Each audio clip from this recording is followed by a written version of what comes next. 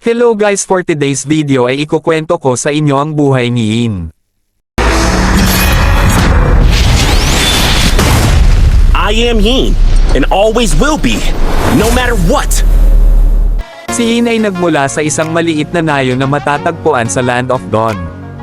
Lumaki siya sa isang mahirap ngunit masayang pamilya. Mula pagkabata, ipinakita na ni Yin ang kanyang likas na lakas at bilis, na madalas niyang ginagamit sa paglalaro at pakikipaglaro sa kanyang mga kaibigan. Ngunit sa kabila ng kanyang simpleng buhay, si Yin ay mayroong isang natatanging kapangyarihan na nagtatago sa loob niya. Si Yin ay mayroong isang natatanging kakayahan na tinatawag na Chaos Invasion. Ito ay isang mahiwagang kapangyarihan na nagbibigay sa kanya ng kakayahan na mag-transform sa isang mas malakas at nakakatakot na anyo. Ang kanyang mga kakayahan ay nagmula sa isang sinaunang nilalang na tinatawag na Leah, isang makapangyarihang espiritu na naninirahan sa loob ni Yin. Si Leah ay nagbibigay kay Yin ng hindi pangkaraniwang lakas at kakayahan na nagiging dahilan ng kanyang pagkakaiba sa iba.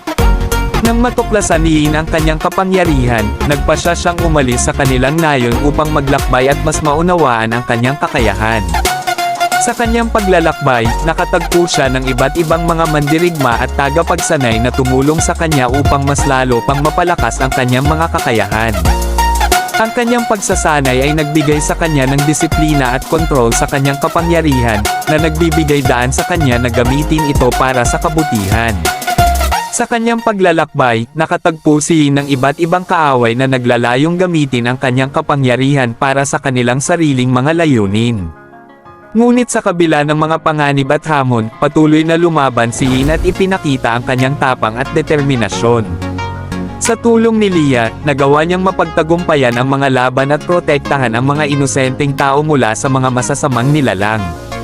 Sa Mobile Legends, si Yin ay isang fighter na may malakas na burst damage at crowd control abilities.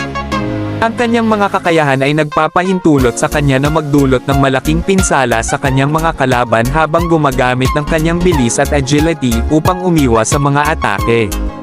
Ang kanyang ultimate skill, My Turn, ay nagpapahintulot sa kanya na ilipat ang isang kalaban sa isang hiwalay na arena kung saan siya ay nagtatransform sa kanyang mas malakas na anyo, na nagbibigay daan sa kanya na magdulot ng malaking pinsala sa kanyang kalaban.